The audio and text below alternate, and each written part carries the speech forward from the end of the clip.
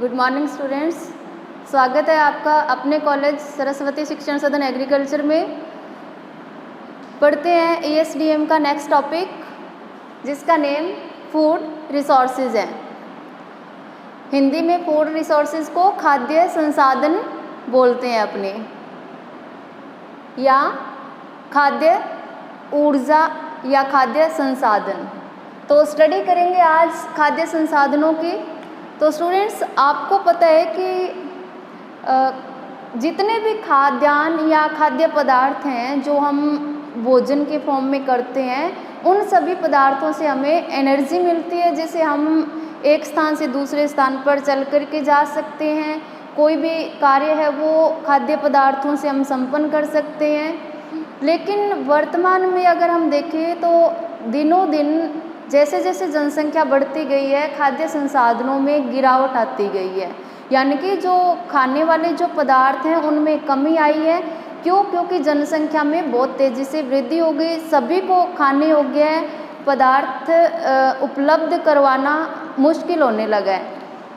तो खाद्य या खाद्यान्न की समस्या से निपटने के लिए हमें क्या करना चाहिए, कौन सी पॉलिसी अपनानी चाहिए और क्या यानी कि रणनीतियाँ या कौन कौन से कार्यक्रम या योजनाएं हमें बनानी चाहिए, जिससे फूड रिसोर्सेज हैं वो आने वाले टाइम के लिए अवेलेबल हो सके या उनका हम कंजर्वेशन कर सकें। तो इसके लिए हम आज पढ़ेंगे फूड रिसोर्सेज के बारे में। तो हरित क्रांति के जनक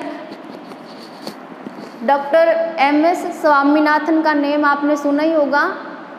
सबसे पहले इन्होंने ही खाद्य पदार्थों का कंजर्वेशन करने के बारे में बताया और हरित क्रांति के माध्यम से ही फूड रिसोर्सेज या खाद्य पदार्थों को संरक्षित करके बचाया गया। हरित क्रांति का मतलब था कि यानी कि एक ऐसी क्रांति लेके आना जिससे फूड रिसोर्सेज का कंजर्वेशन हो सके और सभी को खाने योग्य पदार्थ या भोजन मिल सके। तो सबसे पहला प्रयास फूड रिसोर्सेज की समस्या से निपटने के लिए वर्ल्ड फूड प्रोग्राम जो होता है उसको अपनाना चाहिए। जो खाद्यान्न या खाद्य संसाधनों की जो समस्या आज के टाइम में उत्पन्न हो गई है, उसके लिए world food programme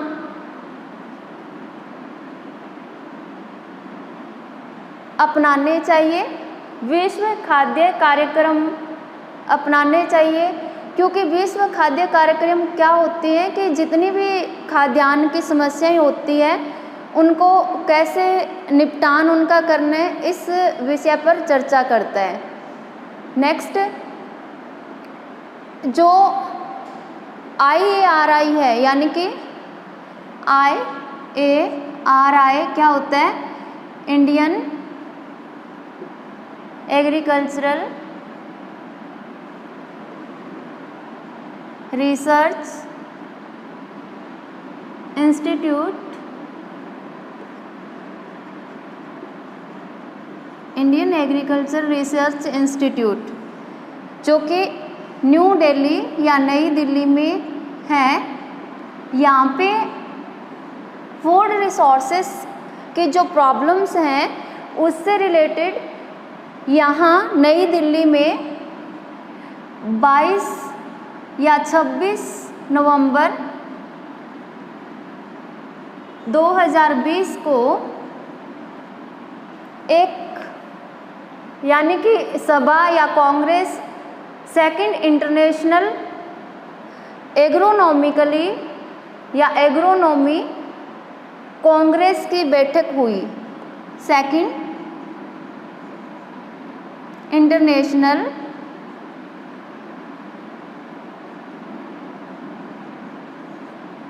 agronomy Congress की बैठक हुई। कब? IARI यानी कि इंडियन एग्रीकल्चर रिसर्च इंस्टीट्यूट, जो कि नई दिल्ली में है, वहाँ 26 से 30 नवंबर 2002 को एक द्वितीय अंतर्राष्ट्रीय सस्य विज्ञान कांग्रेस बैठक हुई, जिसके इस बैठक के जो संस्थापक थे वो MS स्वामीनाथन थे, क्योंकि ग्रीन जो रेवोल्यूशन है, हरित क्रांति है, के जनक MS स्वामीनाथन हैं, जिन्होंने खाद्य संसाधनों पर चर्चा की। तो यहाँ पे जो सेकंड इंटरनेशनल एग्रोनॉमी कांग्रेस की बैठक हुई, इसके संस्थापक भी या ये जो बैठक है वो MS स्वामीनाथन की देखरेख में हुई। और इस कांग्रेस की बैठक के अंदर स्वामीनाथन ने बताया कि जो फूड रिसोर्सेज की जो प्रॉब्लम है उससे निपटने के लिए हमें बहुत सारी रणनीतियाँ बनानी चाहिए, जिससे खाद्य समस्या है, रणनीतियाँ यानी कि ऐसी पॉलिसी अपनानी चाहिए, ऐसे तरीके अपनाने चाहिए जिससे फूड रिसोर्सेज की प्रॉब्लम्स ना आए और उससे रिलेटेड जो भी समस्या हमारे सामने उत्पन्न होती है उसको हम कम कर सकें। और वैज्ञानिकों को यानी कि कुछ ऐसी विधियाँ सामने लानी चाहिए या ऐसे रिसर्च करने चाहिए जैसे फूड रिसोर्सेज की समस्या न आए, सभी को खाने योग्य भोजन मिल सके। इसके अलावा MS स्वामीनाथन ने बताया कि अगर हमें जो फूड रिसोर्सेज है उसका कंजर्वेशन करना है तो हमें यानी कि ऐसी पॉलिसी या ऐसे मेथड्स या ऐसे तरीके अपनाने चाहिए जिनसे इनका कंजर्वेशन हो सके। कौन से? यानी कि साइंस एंड टेक्नोलॉजी का यूज़ हमें करना चाहिए। साइंस एंड टेक्नोलॉजी मतलब नए मेथड्स अपनाने चाहिए एग्रीकल्चर के, कृषि के, और जो अदर टेक्नोलॉजीज़ हैं उनको अपना करके हम इस समस्या से निजात पा सकते हैं। यानी कि पूरा का पूरा वैज्ञानिक कृषि के अंदर, एग्रीकल्चर के अंदर जो वैज्ञानिक जो तरीका है एग्रीकल्चर करने का वो अपनाना चाहिए हमें, ताकि जितनी जनसंख्या बढ़ी है उसके जनसंख्या के अकॉर्डिंग हमें यानी कि उतने फील्ड पर हमें एग्रीकल्चर या क्रॉप्स लगाने चाहिए ताकि खाद्यान्न की समस्या न आए। और हो सके तो जहाँ तक हमें यानी कि जो हमारे नेचुरल रिसोर्सेज हैं जिनकी आज प्राकृतिक जो संसाधन है उनकी कमी आ गई, जैसे लैंड रिसोर्सेज हो गया, फॉरेस्ट रिसोर्सेज हो गया, उनका दोहन बहुत हो रहा है, तो उनको हमें सीमित मात्रा में ही उपयोग में करना चाहिए ताकि किसी टाइप की कोई समस्या न आए। और जो वाटर रिसोर्सेज है वो भी एक नेचुरल रिसोर्सेज में ही आता है, उसकी भी यानी कि बहुत ज़्यादा दोहन होने लगा है वाटर का, उसका सीमित मात्रा में प्रयोग करके, क्योंकि वाटर का जब हम अच्छे तरीके से प्रयोग करेंगे जितना चाहिए यानी कि सीमित मात्रा में करेंगे तो उस वाटर का एग्रीकल्चर में हम प्रयोग कर सकते हैं, जिससे एग्रीकल्चर के जो प्रोडक्ट हैं वो हमें मिल पाएंगे और जो फूड या खाद्यान्न की जो समस्या है वो धीरे धीरे कम होगी। अगर हम वाटर को वैसे ही वेस्ट बहा देंगे तो एग्रीकल्चर की जो क्रॉप्स जितनी भी है वो सूख जाएंगी, पत्तियां झड़ जाएंगी, तो वाटर रिसोर्सेज का भी योगदान होता है। अदर जो हमारे फॉरेस्ट हैं, जैसे फूड रिसोर्सेज हैं, जैसे मिनरल रिसोर्सेज हैं, इनका भी कंजर्वेशन करके हम इस समस्या से निजात पा सकते हैं। मेनली हम लैंड रिसोर्सेज जो भूमि संसाधन है उसका, अगर हम जो हमारी भूमि है, लैंड है, उसका कंजर्वेशन करेंगे तो अपने आप ही जब सॉइल या अर्थ का कंजर्वेशन होगा तो फूड या क्रॉप्स हैं वो सॉइल में लगेगी और फूड प्रॉब्लम्स से हमें निजात मिलेगा। नेक्स्ट आते हैं फर्टिलाइजर्स एंड पेस्टिसाइड्स। नेम सुना होगा आपने, फर्टिलाइजर्स एंड पेस्टिसाइड्स। इनको हमने यानी कि यूज़ भी करते हुए देखा है और यूज़ करते भी हैं। तो जहाँ तक इनके जो अच्छे रिजल्ट हैं और वही उनके, अगर हम कोई भी चीज़ एक्सेसिव में यूज़ करेंगे तो उनके बुरे इफ़ेक्ट्स भी सामने देखने को हमें मिलते हैं। तो नेक्स्ट टॉपिक फूड रिसोर्सेज में रहेगा हमारा, यानी कि fertilizers and pesticides, effects of fertilizers and pesticides on environment. Food resources में ही नेक्स्ट जो हमारी हेडिंग है वो रहेगी effects of pesticides and fertilizers on environment. यानी कि नेक्स्ट हेडिंग है फूड रिसोर्सेज में हमारी effects of fertilizers and pesticides on environment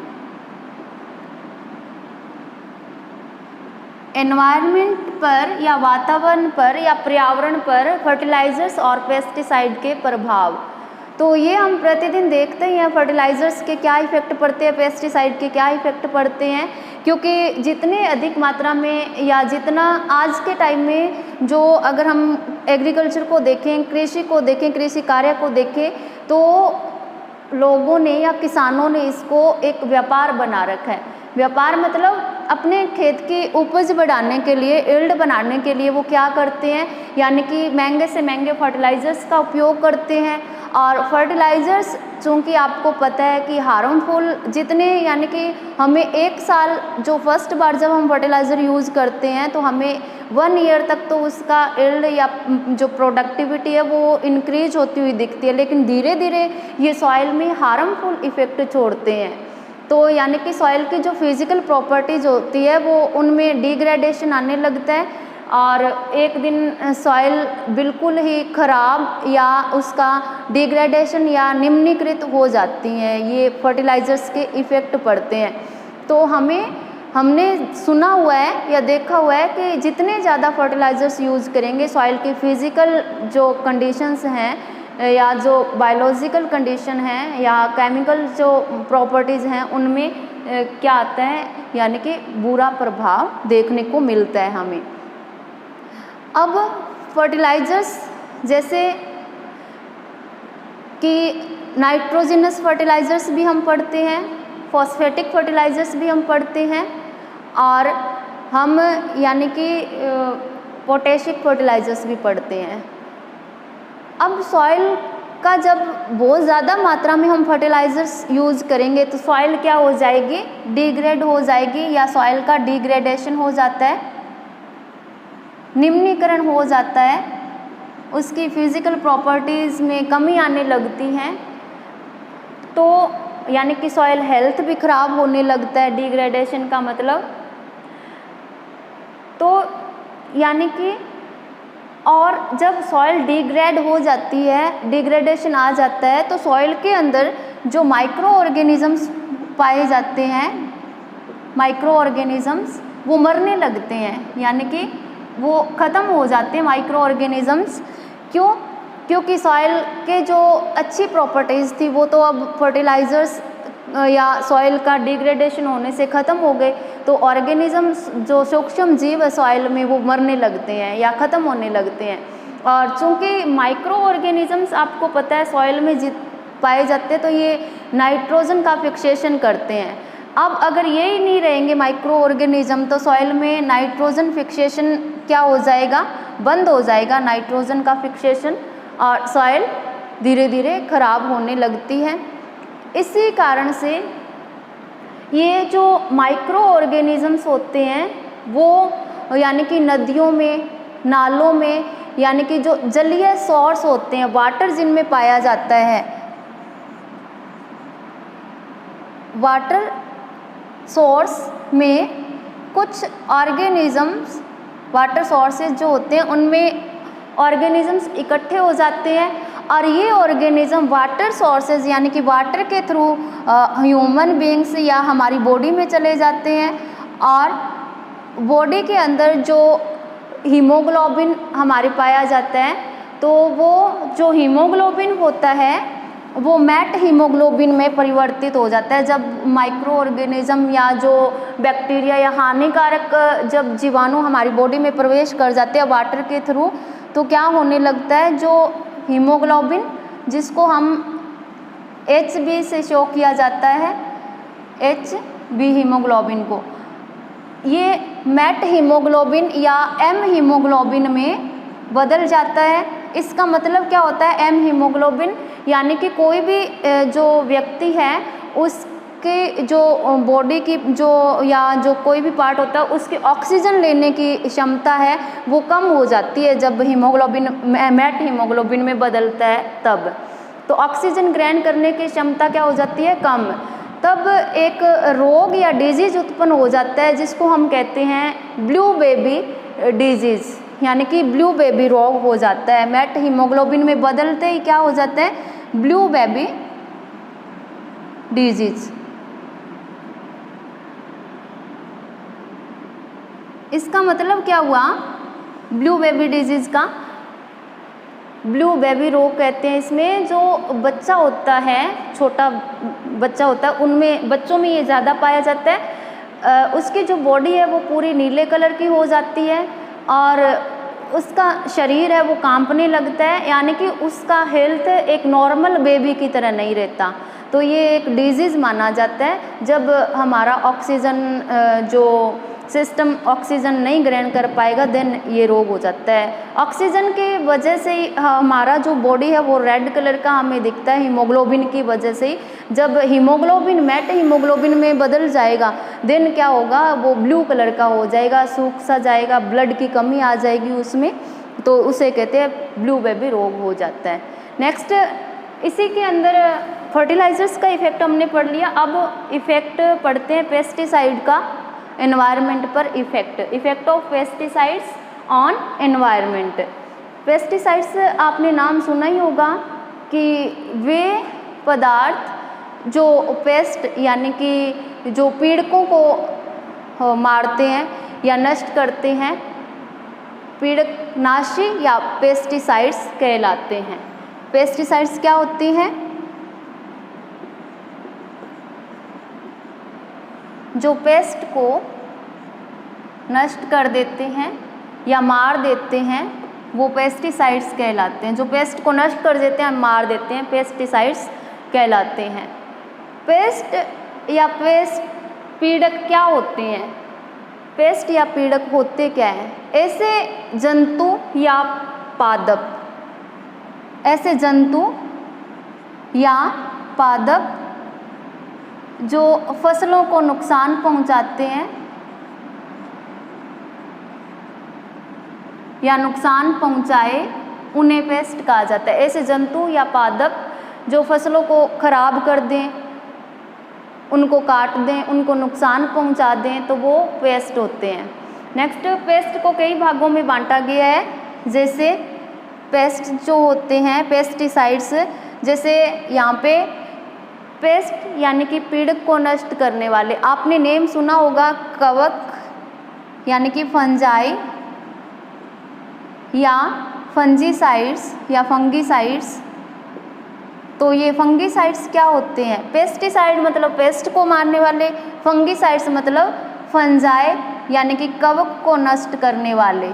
कुछ फंजाई यानी कि कवक बैक्टीरिया ऐसे होते हैं जो खड़ी फसलों को या फसलों को नुकसान पहुंचाते हैं, तो उन्हें पेस्ट कहा जाता है या कवक कहा जाता है जो नुकसान पहुंचाते हैं। तो कवकों को नष्ट करने के लिए फंगीसाइड्स का उपयोग किया जाता है। इसी तरीके से वीड यानी कि जो खरपतवार होता है, वीड को नष्ट करने के लिए वीडिसाइड्स का प्रयोग किया जाता है। ये वीडिसाइड्स क्या होता है, वीड यानी कि एक्स्ट्रा जो पौधे होते हैं खेत में उनको मारने के लिए, उनको ख़त्म करने के लिए वीडिसाइड्स का प्रयोग किया जाता है। इसी प्रकार से निमेटिसाइड्स यानी कि जो निमेटोड्स को ख़त्म कर देते हैं, निमेटोड्स को मारते हैं, नष्ट करते हैं। इसी तरीके से यानी कि माइटिसाइड्स,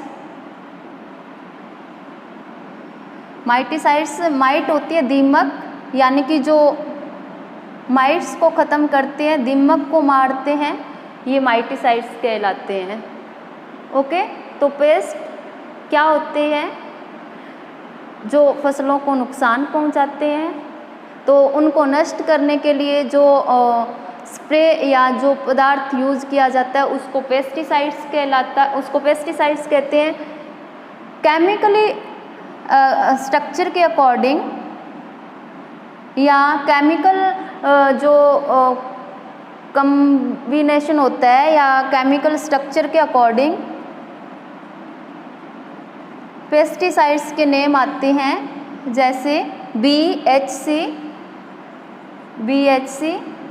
यानी कि B से बेंजीन, H से हेक्सा, RC से क्लोरीन। बेंजीन, हेक्सा, क्लोरीन एक पेस्टिसाइड्स के प्रयोग में हम काम में लेते हैं।